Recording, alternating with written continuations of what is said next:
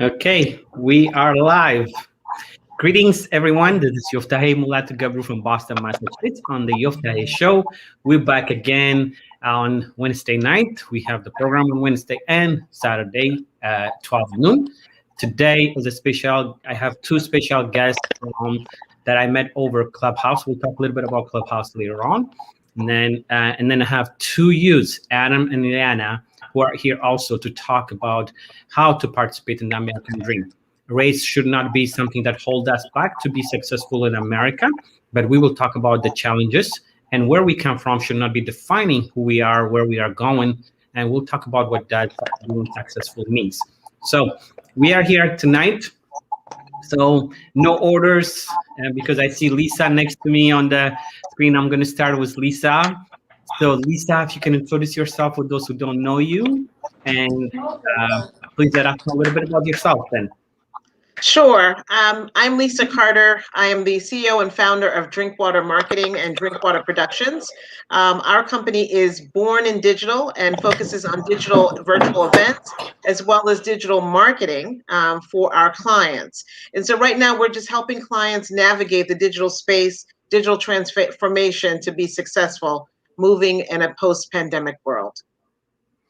Thank you. Thank you very much, Lisa, for being here. Adam, you are next to Lisa, so I'm going to have you introduce yourself. Hi, my name's Adam Gedahan. I'm a senior in high school, and I live in Alexandria, Virginia. Thank you for being here, Adam. Sean on the green screen. It's good to have you here also. Please, if you can introduce yourself. Oh, absolutely. Hey, guys, what's up? My name is Sean Lashley, founder and CEO of 10,000 Cards. And I'm here to tell you, if you think of it here, and you embody it and you believe it, you can have it. Okay? Let's move on to the next. Thank you, Sean. Ileana, thank you for being here. So if you can introduce a little bit about yourself. Yes, I'm Eliana, and I'm a junior in high school in LA County. It's good to have you, all of you here. So as I introduced in the beginning, I just wanted to make sure, because we did this to celebrate the February Black History Month, but I said it shouldn't be stopping us just only in February. This is a kind of discussion that we should be having ongoing. We have a lot of our youth who are lost, and we need to be able to understand what's working and not working. So those people who have gone, call it from challenges, and then have been able to celebrate the American dream, being successful, running their own companies as CEOs, and helping 500 Fortune companies by coming in and trying to answer the youth questions. How can you help us navigate so that other kids can understand what steps they need to follow so that they can also be staying out of trouble and being able to have the American dream that we call it. So Lisa, let me start with you. Now that you are successful, what you are doing, so where do you, what do you think worked for you? Or if you can just take us back a little bit about your childhood, the toughest time that you have passed through. What was a turning point for you to be able to say, I have to change the course, or I got here because of? Sure. So, as far as being a young child, I grew up in Philadelphia. So I did grow up in the inner city, which it always bothered me when people referred to Black people as minorities, because when I grew up, we were the majority. Everyone in my neighborhood looked like me. So I kind of struggled with some of the labels that were put on me as being a woman of color, and also obviously as being a female. I've always been an entrepreneur. I'm a serial entrepreneur. When I was a little kid, I would look for opportunities to resale, buy wholesale and sell resale. I learned at an early age, you can solve a problem or meet a demand. You can drive a nice income for yourself. So that always was something that I always had instilled in me. So, some of the challenges that I had actually came when I was a little bit older, and when I was starting my business, and people would see me and assume that I was the help. I remember arriving at different events. When we first kicked off our company as an event company, I would bring in a staff, and they would say, see Lisa, she's the owner, and they would refer to everybody but me.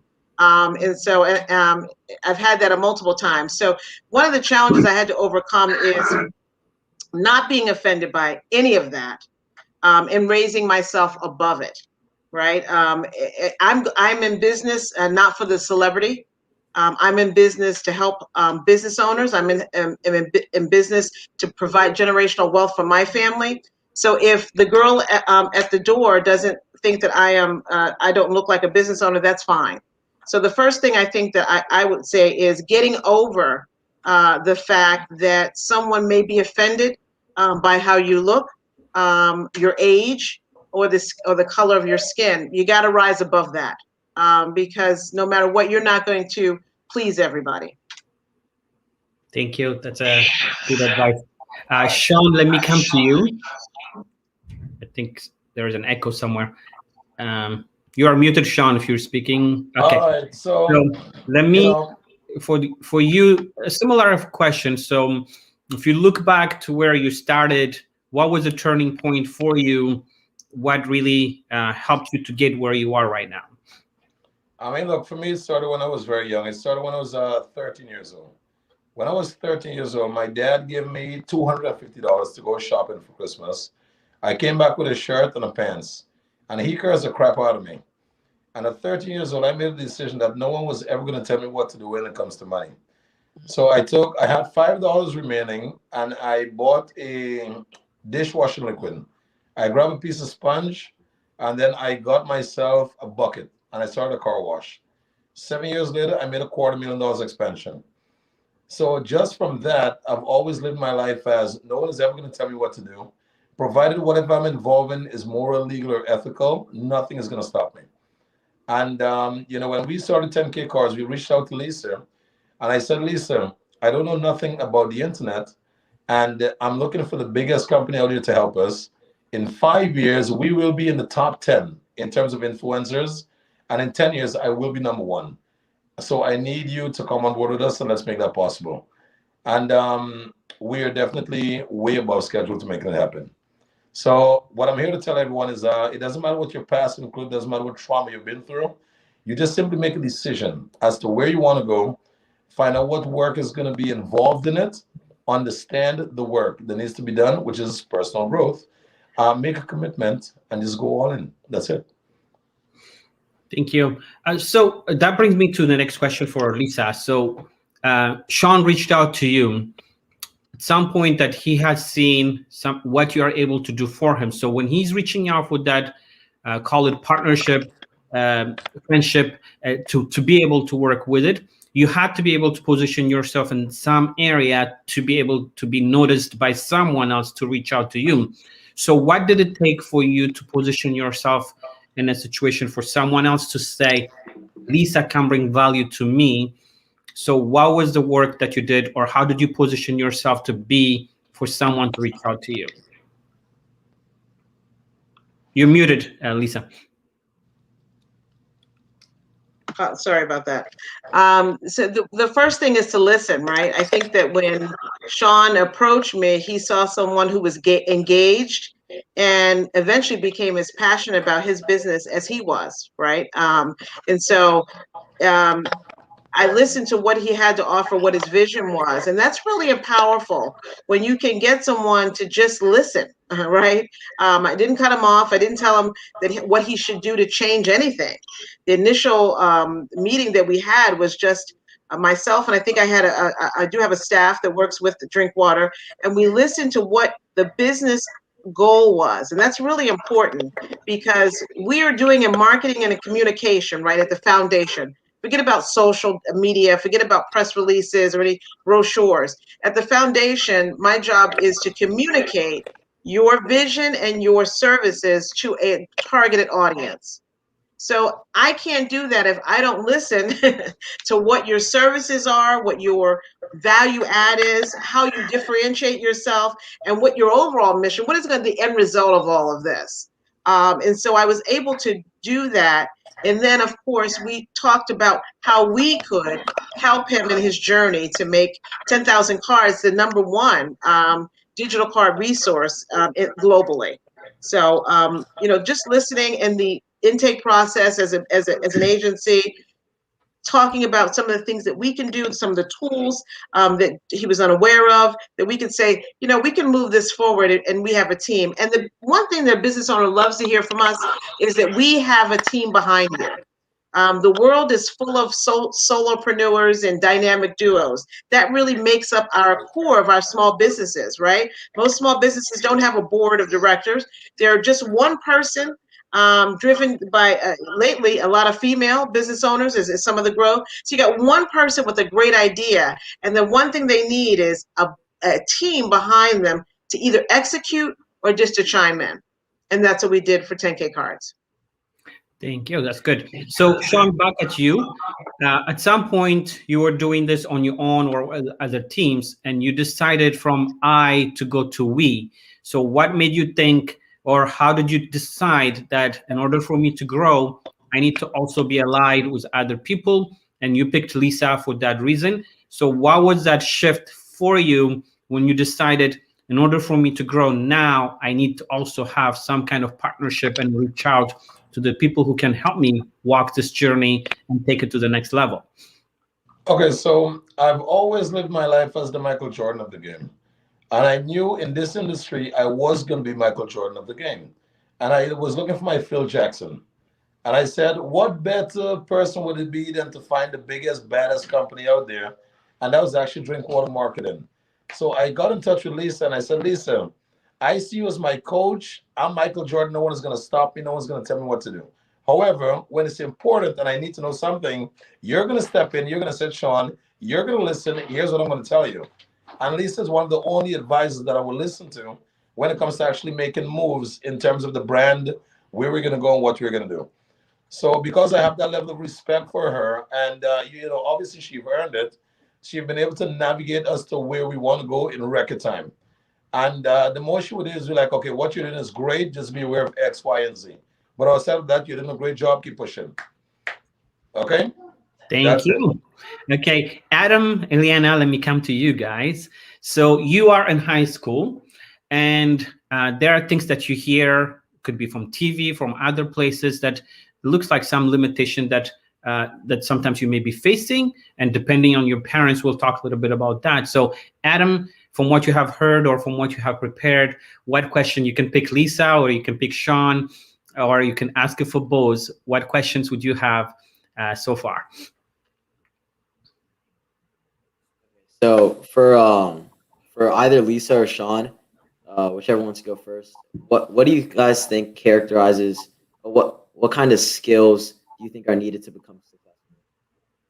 Adam, just maybe come closer to your computer. Oh yeah. Did everybody hear the question? Ask again.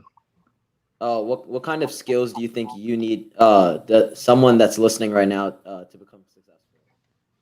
Okay, so we're hearing the skills, but after the skills, you kind of like fade away. I know you're cutting off. So did you say what kind of skill do you need in order to be successful? Okay, did I hear it? Lisa, you want to go to fluffy answer first before I just come and drop the mic?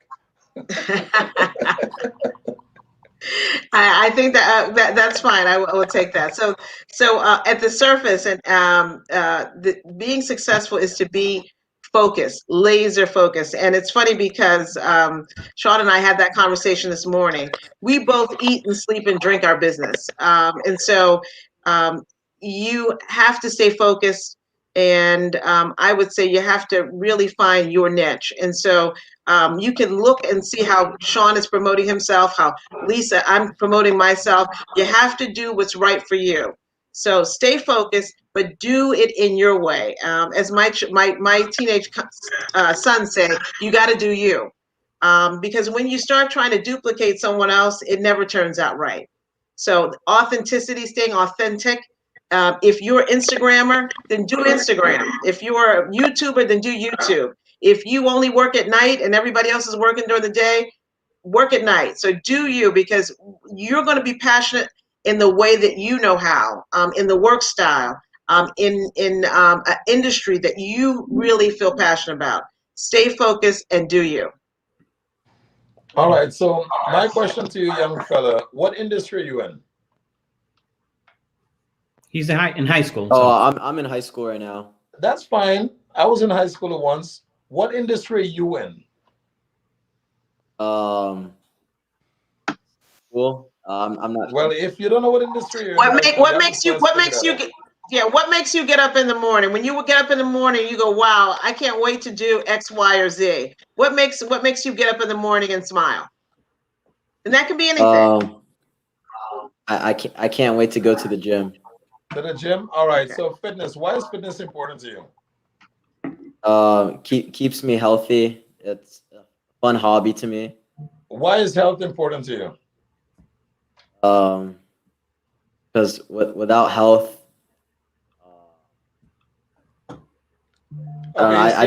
here's the thing. Well, listen to me carefully. For as long as you're searching for these surface answers, you're not ready as yet, young fella. You have to get to a place where you're sick and tired of being sick and tired, and then you're going to find what your goddamn purpose is.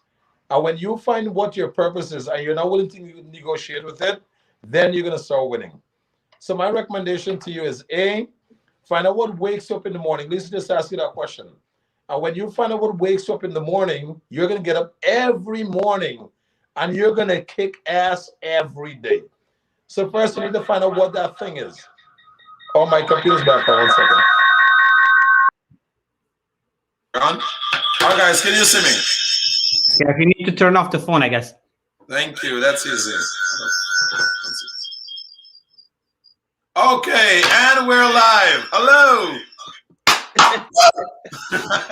I think Sean's brother, his twin brother, just came into the room. I think so. So my son is 15 years old, guys. And he's the one to look over every partnership agreement that we have, because he have to make sure that everyone is doing what they have to do. As I said, he's only 15. So he has to play his role. He has to do his thing. In this dynasty that we're creating, everyone has a role to play, including my 10-month-old daughter. My 10-month-old daughter will be the one taking over the empire. So every day she bonds with her dad. We go for walks. We go to the swimming pool. Because she has to know, I have to know that she's team daddy first, okay? After team daddy, then she can do anything. So getting back to this. Yeah. So I think it's hard. I think it's hard for young people today. I think I really feel. It's not. Stop that. He's gonna believe you. It's very easy for everyone. You need to figure out what makes you drive. What does it for you? When you find out what wakes you up, young fella, find the right people to surround yourself and go to work. That's it. That's it. No, I wanted to finish by saying it's hard because you have a lot more pulling at you. You have a lot more access. And it's just like I always say, I love the Cheesecake Factory as a restaurant. But when I go there, I end up ordering a salad. And that's because the menu is so overwhelming. So I end up sticking with the basics. So if you think about that in your own life, there's so many things out there that you can do because you guys have access to a lot more than Sean had when he was your age, as well as I, strictly because of the internet and the environment that we're in. And so that's why I say, don't go for the basic salad like I do at the cheese factory because you get confused. Go for what Sean is saying is go for the gusto. Go for the big stuff. Someone said to me yesterday, I always say I'm the smartest person in the room. And he says, then you're in the wrong room. Right. And so you always want to be in a place where someone is pushing you and pulling and making you do more. You're great, but you need to be greater. And so don't go for the salad, right? Go for something more on the menu. Okay. Thank you, Lisa. Eliana, let me come to you. Go ahead and ask your question. Yes. So the first question that I wanted to ask was, throughout your career, just any mistakes that you've made, or just things that you might regret, and in that, what are healthy ways that you've learned to not accept failure, but learn from any failures or mistakes that you've made? You want to go first, Lisa? It's a simple one. When we started our business, we said we were marketing, and period, right? And so, if you said to me, "Well, I'm a veterinarian," I said, "Well, I can market you." And if you said to me, "Well, I create shoes," I said, "I can market you." We created such a wide net to catch everybody that we were catching very little people. So our company did not grow until we really focused on certain industries. Doesn't mean that we don't work with everybody, including the guy who makes shoes and the guy who's a veterinarian. But we were laser focused on a couple of industries that we knew needed our help. And the moment we did that, boom, we experienced growth. So my answer to that was very simple, guys. When I was about 13, 14 years old, I read somewhere in a book that if you want to be a master at anything, you want to read 1 hour a day. Because of my competitive nature, I was reading since I was about 13, 14, 2 hours a day. I've lost a few relationships, and even as I lost relationships, I remember waving them on the way goodbye. Because I said, if I keep studying 2 hours a day, one day I'm going to become someone that can afford whatever I want. And I just stuck with it. And the most important thing, guys, is that I always have very strong self-belief. And that self-belief came from 2 things. My dad always told me, if you're going to start anything, make sure you finish it and you do it right. And my mom told me, I don't know how you're going to do it, but I know once you put your hands on something, you're going to get it done. So with those 2 beautiful pieces of advice, failure was not an option for me. And I just kept going and going and going. Looking back, the only thing I can tell you guys is I just would have been reckless and careless at a much earlier age. And to correct that problem, I have a 4-year-old son that I literally have him live without limits. You know, whenever he's living, I get a chance to coach him from the side and allow him to live without limits to be able to fulfill the destiny that he's that's waiting for him. So to everyone that's out there, there's no mistake that you can make that's going to make the news in the next 10, 20 years. So whatever you want to try, I say go for it. Provided it's moral, legal, and ethical, just do it. That's good. With what I'm going to stay with you, Sean.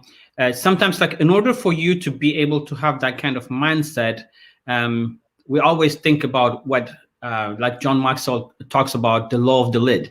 There are certain kind of things that, because of the way we grow up, who's telling us no, limitation, so you don't know how to reach as high as possible. So what helped you lift the lid for you to be able to say, I'm going to be that Michael Jordan in life? What worked? Is it your dad, education, parents? What helped you to lift that, the low of the lid? For me, it was actually the opposite of my dad. My dad was a mechanical engineer, and he wanted me to be a mechanical engineer. That was not going to happen. I went and I aced the mechanical engineer classes, but there was no passion there for me.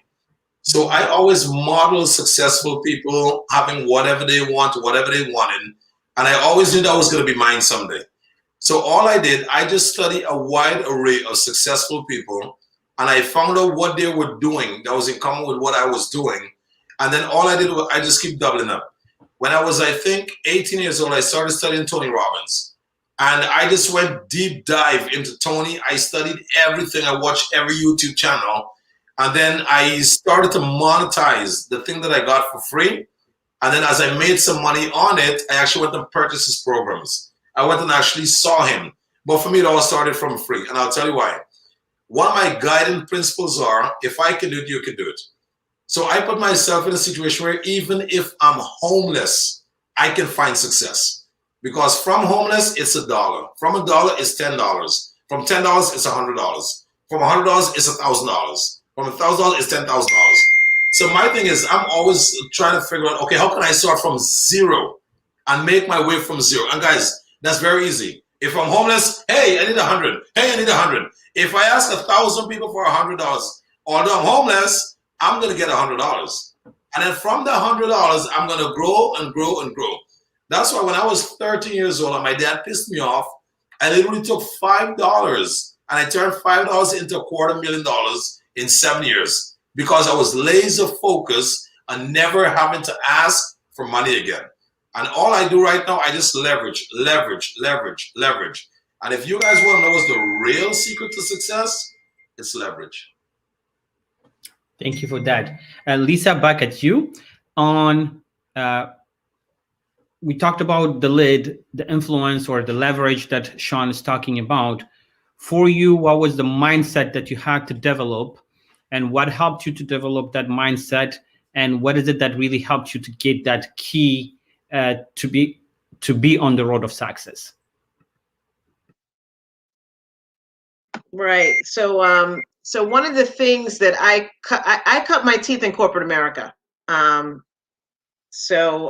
In corporate America, you're sitting with many different teams. You have many different layers to report to, and so it really helped me understand how things get done at a higher level, and how to navigate that, and how important relationships are.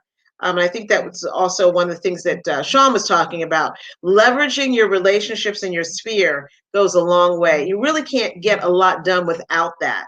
And so we're often sitting in meetings, when we're trying to get things done for events or marketing, we'll say, who do we know? Who do we know that we can kind of tap into to get some of these things done? So I think the relationships that I learned that I had to build. I worked for Staples Corporation in Boston. I worked for Timberland Footwear in New Hampshire, and there was always a little bit of, it's a little bit of politicking, a little bit. So you got to know who your allies are, and then what relationships have you created that you can continue to work to get to some of the results that you need to get to. And so I'm really happy. Although I didn't end up, I shortly exited corporate America, and I love waking up every morning and doing my own thing. I really am thankful for the time that I spent understanding what it means. It's humbling. It's humbling when you're in a boardroom and your voice is not wanting to be heard.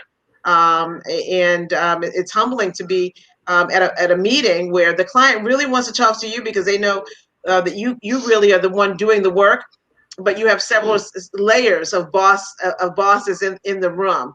But anyway, that helped me understand how to navigate relationships with our internal team as well as our external team, which is my business partners, including Sean and Lashley.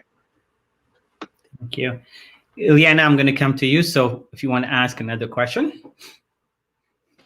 Yes, actually. So in regards to just being Black throughout your career, how has that affected your aspirations from a young age, positively and negatively? So like the balance in acknowledging and being proud to be Black, but at the same time, not letting that dominate your identity and the achievements that you had. Like, for example, in the youth, I see if you have an achievement, people might, or if you're accepted into a program or something like that, it might be, because of affirmative action or because they need a higher diversity rate or something like that. So how have you guys balanced your identity and being Black through your success? I'll go with Lisa first, because if I start, Lisa won't know how to come after me. Lisa, go first. I first want to say that I never obviously let any adversities my diversity hinder my adversity. And so I always, I love that, because I shared with you guys earlier in the broadcast that often people don't expect to see me walk into the room or to me to be the owner of the company. Number one, also my location. I'm in New England, and the state that I'm in right now, that I live in, that's my residence, is 2% a diversity, 1% Black. So no one ever expects Lisa to walk through the door. And that's great, because sometimes you can hide behind that, right? And you can kind of see it from a different angle. But I've never focused on being brown.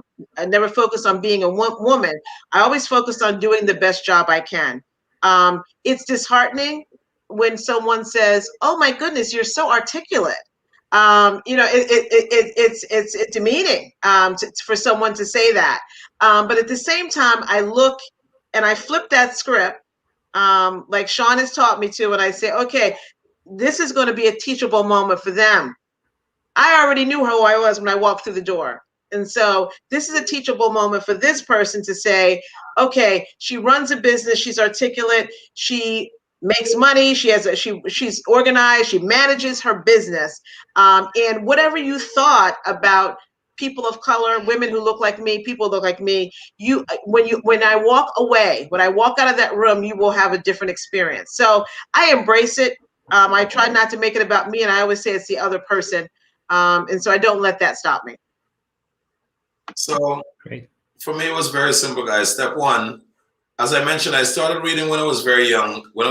Reason being, I knew if I wanted to tap into wealth was outside of the area code that I was aware of. Wealth was outside of the culture that I was aware of. So I wanted to make sure that I was going to be that special black guy that can go into any Caucasian, any other external field, and I was going to legally extract the money with a smile on their faces. So I read all the book, I spoke well, I did everything that I had to do. And most importantly, I invested in myself, always. My daughter, I have a beautiful little girl. She's 11 years old, very exotic looking. She's half Indian, half black. And when she came home and she mentioned that the kids were making fun of her, I bought her the latest iPhone, and I dropped and I picked her up from school in my Maserati. Because I wanted them to see that although she's the dark-skinned kid, her dad drives a Maserati, and she takes to school the latest iPhone. Why did I do this for her? Because I wanted to show her that it doesn't matter whether you're black or white. Who is swinging the wealth? Who has the influence? And the reality of the situation, guys, we all have an option to pursue wealth. And if you make a decision to pursue wealth, whether you're black or white, it doesn't matter. I've been rich, I've been poor. I choose to be rich every goddamn day. Because when you pursue wealth, you have options, you have choices. Okay? And with me personally, as I said, I've been in a situation where I've always been in interracial relationships, to be honest with you. Because I don't believe in this racial BS. I wanted to mess with all different cultures to show each and every culture that I was there to piss them off. And there was nothing that they can do about it.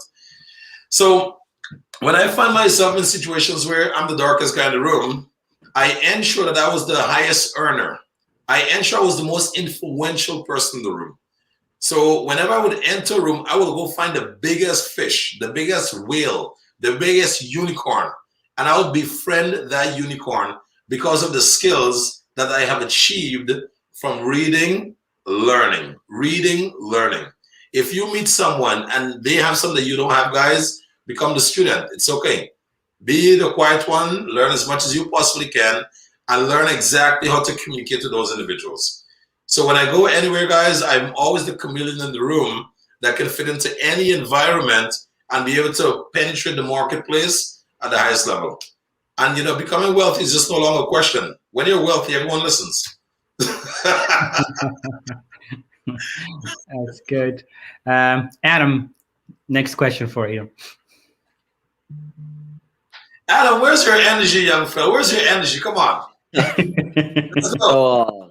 So the first question is just a quick question. Did you guys both go to college or no? Lisa first. I'm going to destroy college when Lisa's done.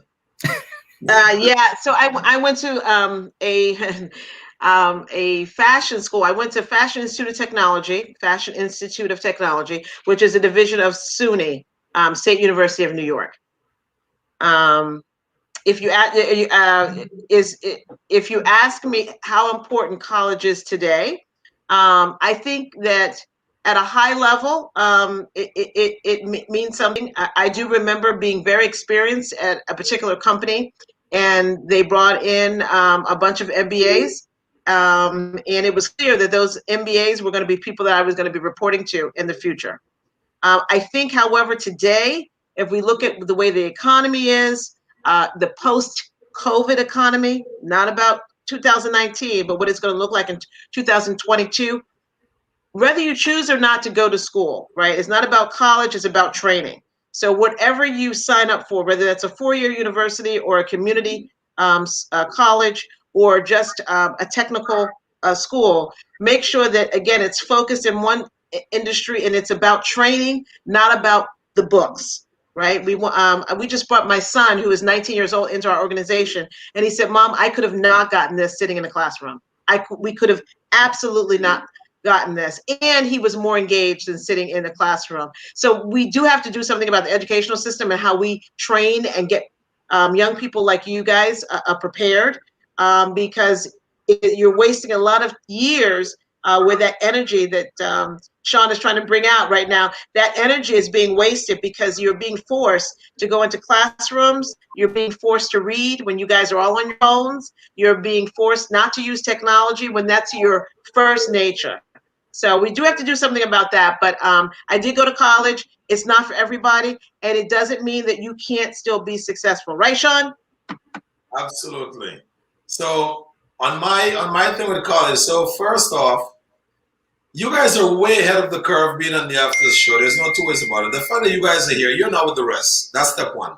Step two, when I went to college for 2 years and I was studying criminal law, and very short, I realized it's not the game for me. This is why. I'm extremely competitive. I will manipulate the games of the rule to win. And if the criminals hired me, I would get them off. But then I couldn't live with the conscience of the innocent on my the innocent of my conscience. Losing is not an option in my world, guys. If you haven't figured it out by now. So I said, I'm not gonna be able to get the guilty off and put the innocent in a position where they can't help themselves. And I'm not gonna put myself in a position where the gangsters are looking for me and I'm not available to respond, because then they're gonna come after my family. So I figured, hey, slow down for a second. Let me go do business. Here's what I'm going to tell you where business is concerned. Learn, study, be a student of the greatest. If you decide to learn and study and be a student of the greatest, tertiary education is a bunch of BS for some. If you're an entrepreneur, don't waste your creativity, in my opinion. This is just my opinion. If you're an entrepreneur, don't waste your creativity. My son that's 15 years old, watch me pay an engineer $16,000 a month to build systems for us. He said, "Dad, why do you pay him so much?" That same 15-year-old watched me close a $15 million deal in 1 hour. I explained to my son what the engineer got in a year and what I made in 1 hour, because I was the owner of the platform that closed the deal. The engineer was just employed to build the platform. So when my son saw that, my son said, "Holy crap," and then he got it. So I'm here to tell you, if you're creative, if you're an entrepreneur, which is a very advanced salesman, I would say foster and nurture that. Okay, now if you're not that risk taker, and maybe being in a specific area work for you, go get a specialized knowledge, go get a specialized education, that's fine. But if you want to take a risk, guys, college is not that important. There's YouTube, there's Clubhouse, there's the internet, there's Sean. My number is right on the QR code. Scan the QR code, my number pops up. I'll mentor you guys in a group. I'll show you how I did it. So for school, if you're looking for a specific area that you want to master, no problem. If you want to be an entrepreneur, guys, toss school to the side, go network. Go network. Be authentic. Be yourself. Go network. When I reached out to Lisa, Lisa saw that authenticity within me. Lisa saw that animal, that drive within me, and that's what she placed the bet on. You know, true story. I said, "Lisa, I do not understand what the social media bullshit is. However, in 5 years, I will be in the top 10. In 10 years, I will be number 1. But in order for me to get there, I need a coach. Okay, are you willing to coach me? Coach me 30 days for free, and you'll never have to worry about income ever again." Okay, and Lisa said, "I'll do it." She made a decision really quick. And that showed me that she believed in me, what I was doing. And now 10K Cards is literally becoming one of the top influencers in the marketplace, guys. Because now we're in a position to pay all the top influencers only to push our product up front. So in less than 5 years, we will be in the top 10. Way less than 10 years, we will be number 1. Okay? So you have to have that drive. You have to have that belief on the inside that you can do it. And if you have that, do not allow school to strip it away from you. All right? I hope that's answered your question. I didn't break too many institutional rules. No, they need to hear it. I mean, they're smart. They're going to school, but at the same time, they need to make sure to understand what else also as an option. So, Eliana, let me stay with you, and then Adam, I'm going to ask you the similar question. So, in your area, with your friends and everyone else, what do you see the challenges? Because I know you did ask a little bit about being Black or limitation. So, when you're around your friends, as a Black woman, what are the limitations, or is it racism that's stopping people, or what do you see the challenges are with your friends, or what are the the discussion topics that you guys are talking about that maybe we're not hearing? Yeah. Well, first, in regards to racism and just any financial obstacle, I think that when it comes to going to college, and if that is the option for you, I don't think that necessarily financial obstacles are the biggest challenge that might exist, because especially for low-income families, or if you're a low-income student, if you're a great student and if you really want to succeed, there are so many options to find money, and that's something that you can easily just look into and find. And when it comes to racism and that's inevitable. There'll always be someone who doubts you because of how you look or anything of that sort, and I think that that can easily be solved through community. And so I think that's something that we can all solve together. But I think the biggest challenge would be if you it's definitely your own intrinsic motivation, and if you don't want to take initiative, because I've accepted that I'm not a genius, but I've also learned that I'm definitely capable. Let me stop you. Let me stop for a second. I'm sorry. This is too painful to hear. You are a genius at something. Find that thing.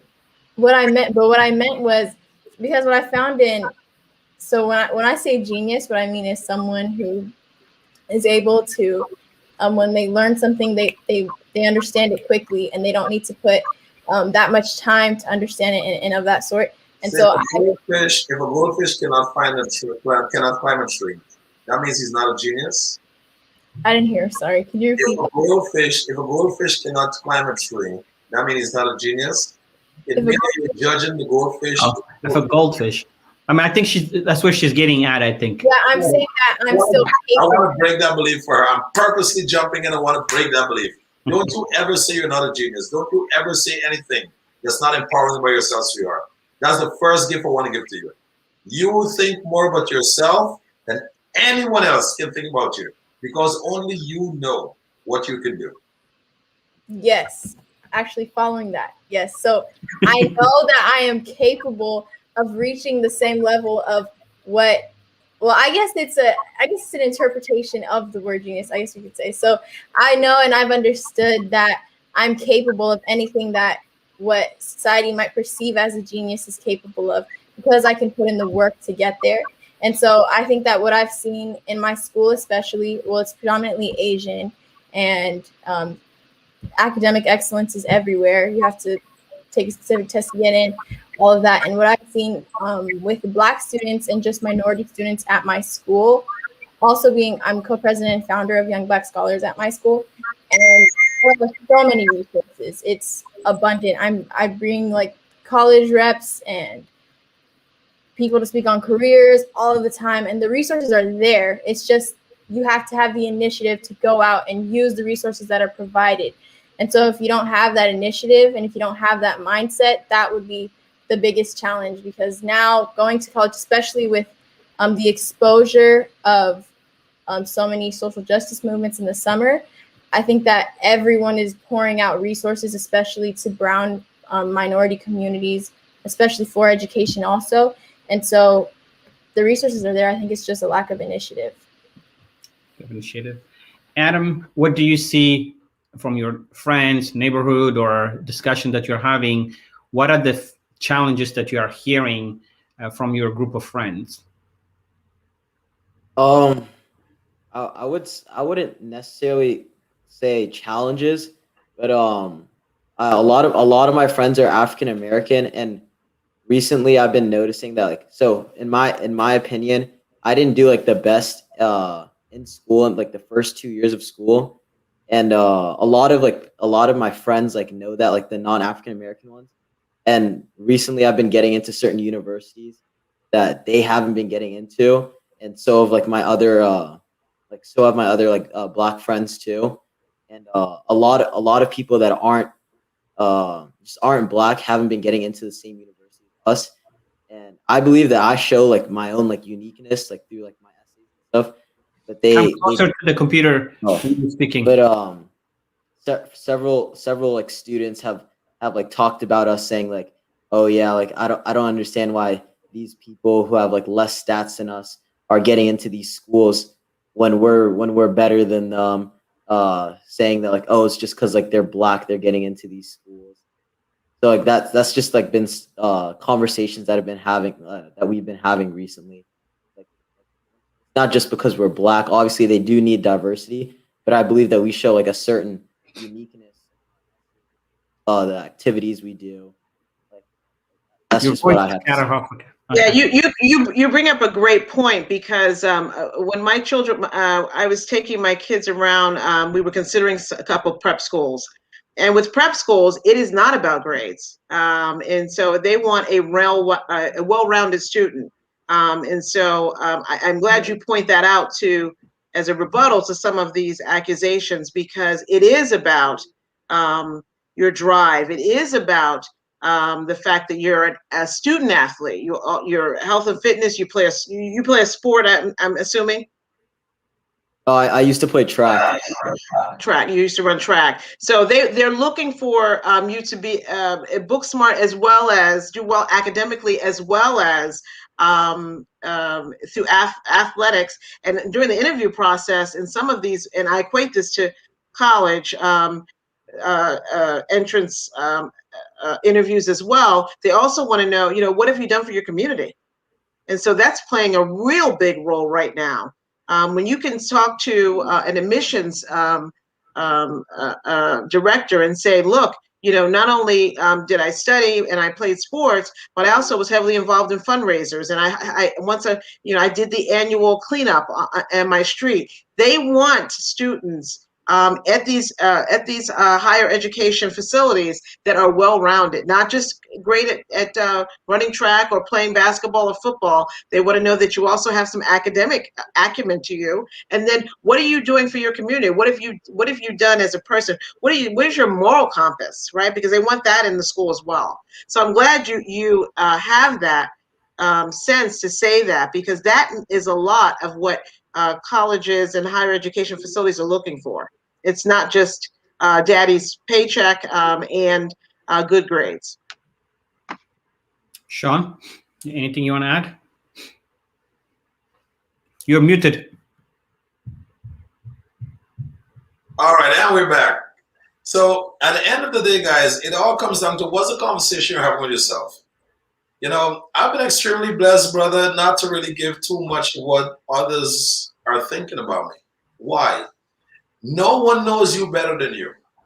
No one have an authority to render an opinion on you. That's important enough.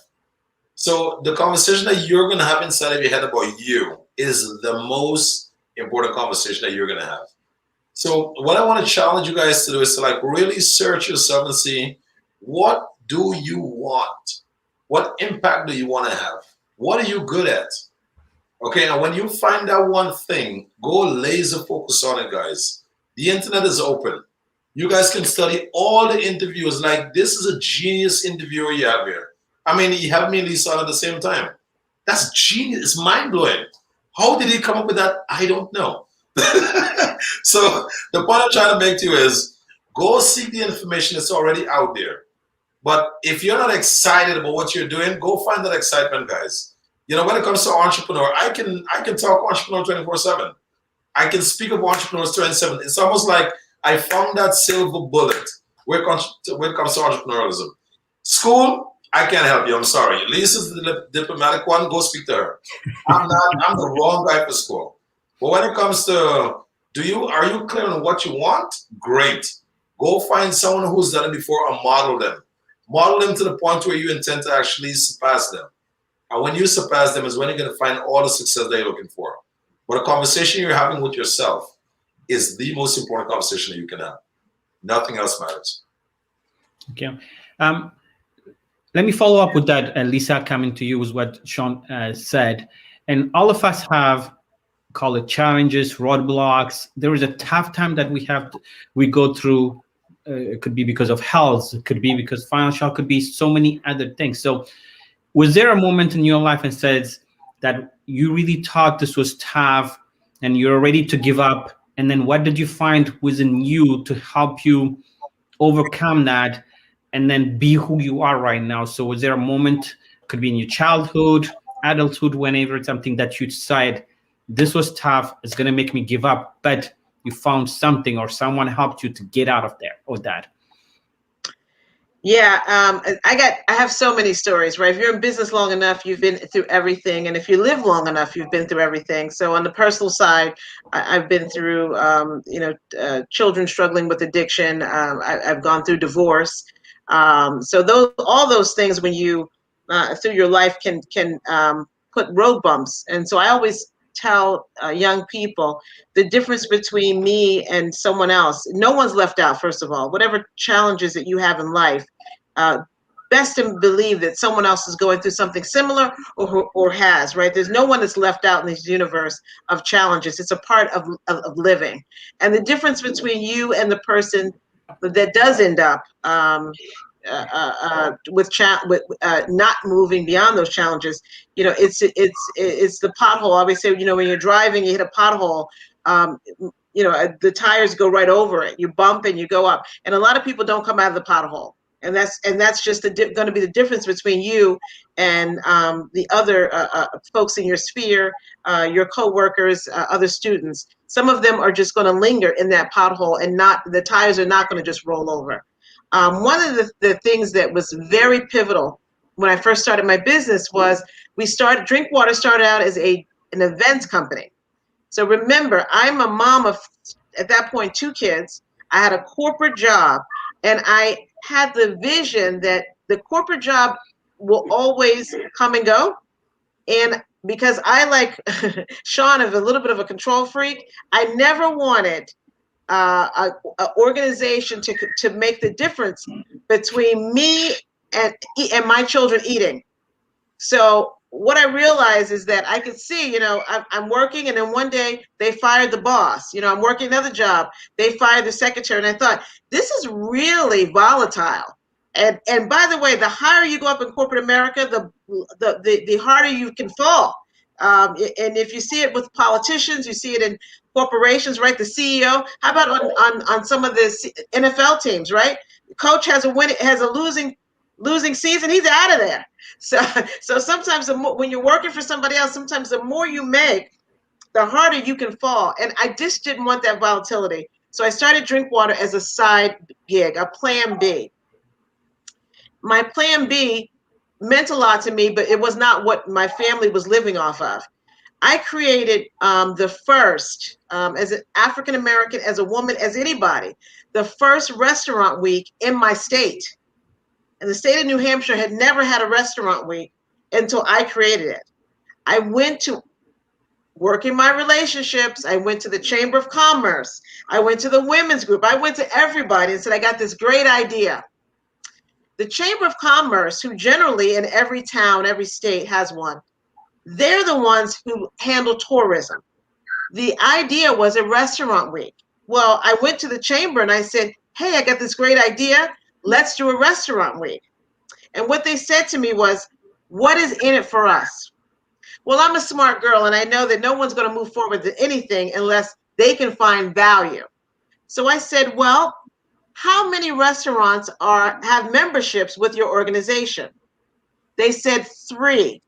Now, this town is called Portsmouth, New Hampshire. There are more seats in restaurants than there are people. And the Chamber of Commerce only had 3 restaurants out of probably 120 as members. So I said to the Chamber of Commerce, I said, this is a perfect opportunity for you to put the olive branch out, get more restaurants as your members by partnering with my organization for Restaurant Week. This is perfect. They said, we decline. We're not interested. So at that point, I said, wow, I really could have used that funding. Because remember, if you're a Chamber of Commerce, you get state funding. So wow, that really could have impacted my marketing, my staffing. But I said, okay, I know it's a good idea. They don't get it, but I do. So I moved forward. Me and 6 staff members put on a restaurant week, the first in the state. It was highly successful. People were talking. The Chamber of Commerce held a meeting the following week.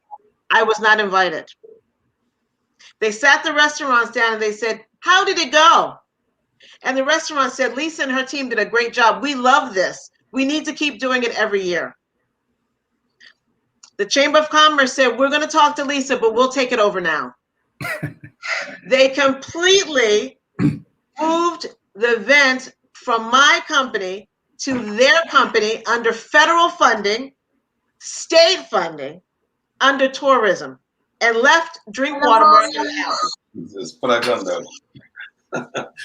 That's my little man. Okay, 1 second. So I tell you I say that to say there I was without resources, without funding, but I was determined that I was not going to let that idea linger. I was not going to not execute. We would just execute smaller, and I would put as much of my own money into that as possible. They moved forward with it, and today I own the URL. I own the marketing assets, and I go down in history in this area anyway as the founder and creator of that event. But my point is, when you can't get buy-in, it's okay. You are not going to be able to bring everybody along with you. And Sean learned that very quickly. And I know that after you know that too. You may have a great idea and you won't get anybody, but you keep moving forward because most of the time, successful people are visionaries. Elon Musk was trying to sell his concept to Apple because he was running out of money. And they said no. The most innovative brand that we can think of is Apple. And Apple said no to electric cars. Thank God they said no. He would not be the... You're muted, Lisa. But being a visionary was the difference, right, with him and where he stands today. Great point, Lisa. I like that analogy. Sean, what was the defining moment for you where you thought, I'm going to give up? And then you found something in you. I know you're shaking already. There is no giving up. I mean, that's not even an option. Well, let me show you how good God is. When you ask that question, I'm thinking. This little guy that just walked in here, my little 4-year-old son, God has blessed me with giving me my blueprint. And I literally learned so much of me through my son. I've always had this unstoppable, unbreakable spirit that no one got a chance to break. And one of the practices that I have with my son is never give up. Never give up. So even when we were wrestling and we were fighting, I would always teach my son, never give up.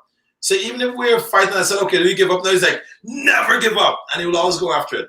But here's where a defining moment took place to me in terms of relationship now. Recently, me and my wife was going through some challenges because I made a decision actually that for the next 10 years, I'm going to go laser focus on business. Laser focus on business means I have time for nothing else. She want to divorce me, she can. I'll pay all the bills, I'll buy all the nice houses, I'll take care of everything she wants financially. But where business was concerned, that was my only focus. Then, and the reason for that is, Lisa called me a control freak. I don't see what's wrong with owning 10,000 companies. There's absolutely nothing wrong with owning 10,000 companies. So what I did, my wife looked at me, she said, I know you're going to break the $1 billion mark this year, and I'm happy for you. And I know that nothing can stop you. But I can't be in a relationship where you don't have time for me. And when she told me that she knew I was going to do it, something happened. All right. Then, we made an agreement how we were going to move forward. Everything was good. Then she came to my office and I said, sweetheart, have you ever realized that the wolf that I've become, you're the blood that runs through my vein? And when I told her that, she had an emotional breakdown. And I asked her, I said, why are you crying? She said, you have no idea what you said, how important it is to me. When I told her that she is the blood that runs through my veins, is when it dawned on her. My breakthrough moment was this, and I hope everyone is listening. You would often hear a woman say, I would live with you in a hut, in a 1-bedroom, on the street, anything, it doesn't matter. My brain never could process what the heck they were talking about. But here's what I can tell everyone on the panel. If you're with a young lady and she knows she has you, she'll go wherever you want to go. She'll go to the hut, she'll go to the 1-bedroom, she'll go to the mansion, wherever it is.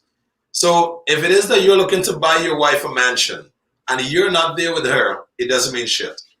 But if you can be in a 1-bedroom house with her and she has you inside with her, she's going to be happy. So my breakthrough came when my wife got the message across to me was, I know you're going to make millions of dollars this year, but I'm willing to go find my happiness, find my joy. Because having all the things and you not being there doesn't mean shit to me. And then is when I'm like, okay, this, obviously she's a very intelligent girl. We've been together for years. What am I missing? And then is when it dawned on me. If she doesn't feel as though she has me, she literally will feel as though she has nothing. And I made a transition in my mind that I need to look up from time to time. I mean, that's a beautiful dress you're wearing. I love that makeup on you. Did you go to the gym this week? Something looks different. Raise your head out from under the rock and just give some simple acknowledgement. I'm the kind of guy, I do not need to be reminded as to what I do and how good I am at what I do. I consciously invest in that every day. So I don't need the reminder. But it kind of sparks something where I can't look at my wife as she is me. I have to look at my wife as she's my wife. So now I've renamed her from my queen to my goddess. So when I told my advisor that I was going to be involved in 10,000 companies doing over $1 billion in the next 10 years, he said it was impossible. I said, not when I have God on my side and I'm with a goddess. Okay? When I have God on my side and I'm with a goddess, everything becomes possible. And literally that's the mindset that I live in, buddy. And all my strategies, all my formulas, everything that I do, they're all $1 billion concept. I just need to find 10,000 of them and unleash them out to the world. And it will happen. Good, that's good. I like that. Adam, back at you. You heard so many things today.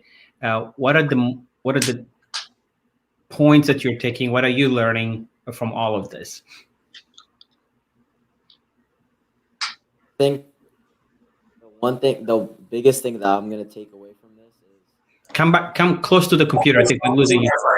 I think the biggest thing I'm gonna take away from this is that you shouldn't let like someone's perception of you define you. I think that's the biggest thing. Okay, Eliana, what are you taking from this? Yeah, I think going off of what Adam said, just the power that you hold for your future, and overall, just that you have the greatest influence for your success. Thank you. So we're coming close to ending the show. So I'm going to give all of you final say. And Lisa, for the viewers, for the audience that you have here, thank you. I thank you very much for being here. We learned so much from so many input that you did. So if you have summarizing what we are doing and then any advice that you want to give for all. So if I want to give you a closing statement.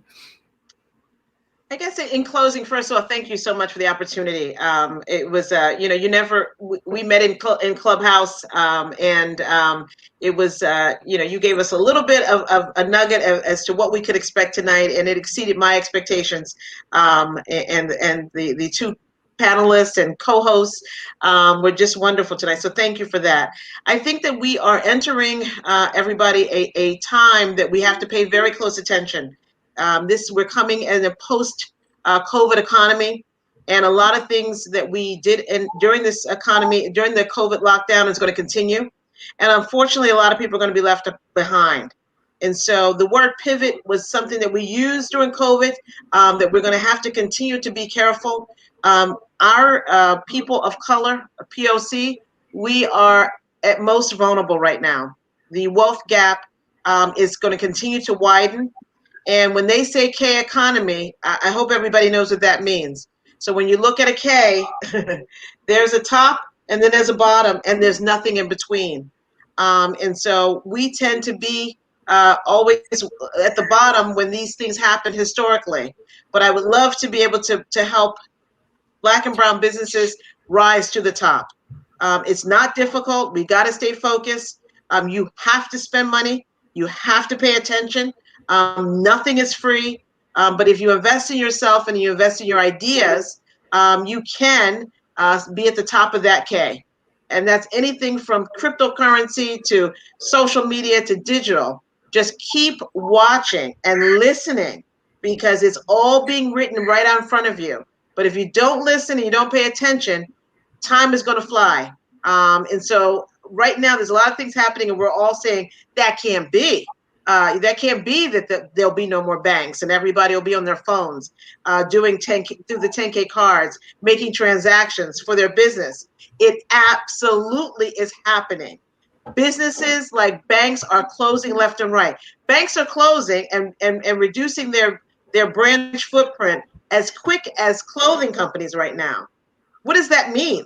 It's not by coincidence. So there's a lot of things. That was just one example, but there's a lot of things happening, and I'm afraid that sometimes our people in particular, we're victims of it. And so right now is a great chance. Buy something. They are giving commercial property away. There are hotels. There are retail stores. Now is the time. Buy something. Pool your money together, buy something. It's never been a time in America that we as brown people can acquire.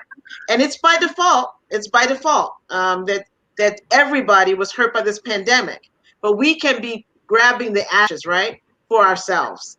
So I just wanted to say there's a lot of opportunity out there. If you think that there's something that you want to get done, get it done this year. Get it done. I don't care if that's buying a building or getting your credit together, starting a business, anything. The money's out there. There are grants. The time, you got the time. You can find things on the internet. Just get it done because we may not have as a people. We may not be trending again like this in history. Thank you, Lisa.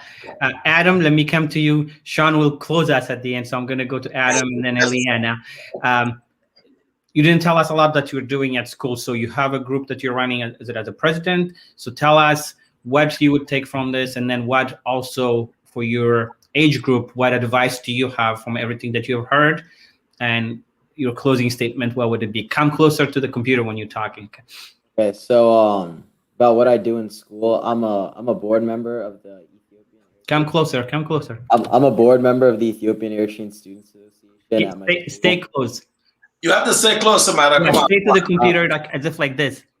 Okay, I'm the board member of the Ethiopian Eritrean Students Association at my school, and basically what we do is we showcase our culture throughout the school, so that we could show the other students and staff basically what we do and what our tradition is, and bringing what I'm learning from here. I'm basically not gonna be affected by the judgment of the other students when we showcase our traditional dances at the school. Some students tend to laugh. We do get a lot of great comments though, but the judgment from others do affect some of the students in our club. But I'm gonna bring what I learned from here to just learn not to be affected by that judgment. And the last thing I want to say to anyone that's my age watching this is that learn from these two. They're really successful, obviously, and as I previously stated, don't let the judgment of others affect you. You can be successful. Doesn't matter what color skin you are. Just pave your own path. I like that, Adam. That's good. Eliana, you're doing so a lot. So tell us what you're doing also at school, and then what are you taking right now from what you learned today? What are you going to do? Gotcha. Okay, so I founded Young Black Scholars at my school in 8th grade, and it's a middle school and a high school. And so this was actually founded there was a controversial history lesson, and it led to a lot of conflict in the school. And I'm also co-director of outreach for Jesus Club at my school, and then I'm also the student representative for my district's legislative board and legislative board committee. And I think that the biggest thing I'm taking from today is you just have to get on your grind and keep it pushing, because the road is endless. And even just hearing when Sean was talking about how just the whole idea of it's not even the end, even though you're successful now, there's more to go. He's going towards number one. He has his plan set, and even what Lisa was talking about as well, just that it never ends. And when you're going for your success, you should always be going. Thank you, Ileana. I like that. Sean, coming to you. So we learned so much today, and then if you can summarize it, and then what advice that you want to leave for the viewers, and then it's 2 youths that you have here. Right. So I would say, guys, step 1, fall in love with yourself. That's the first and most important thing. There's no one more attractive and sexier than you but you. Step 1, go there. And when you're finished going there, find out what's that one thing that get you excited. Find out what's that one thing that you do better than anyone else. Okay, and go tunnel vision in that one thing. The reason I'm able to hire anyone that I want is because I focused on the one thing I was good at. And the one thing I was good at was influence. I found an art of influencing others.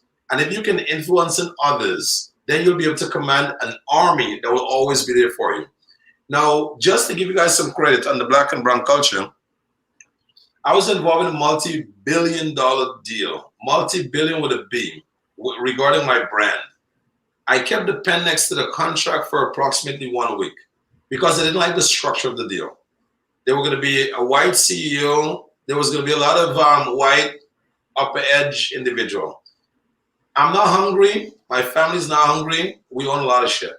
And I made a decision that 10K Cards is going to be a Black owned and operated company.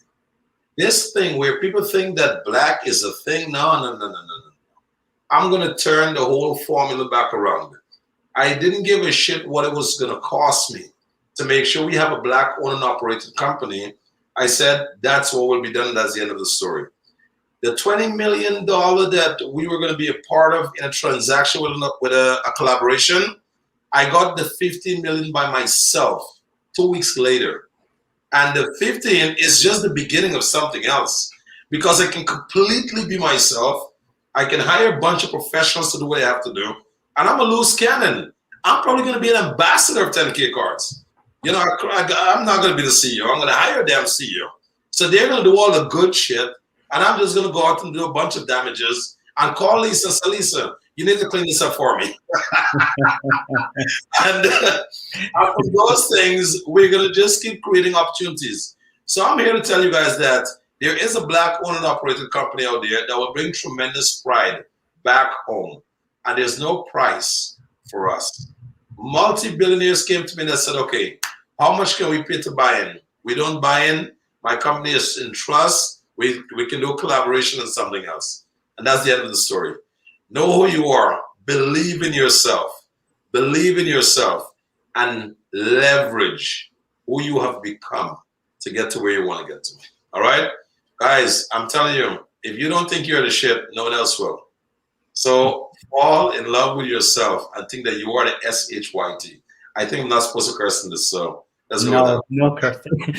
Before we close, I'm gonna, Lisa, for anybody who wants to follow you, where can they find you? You're muted. You're muted.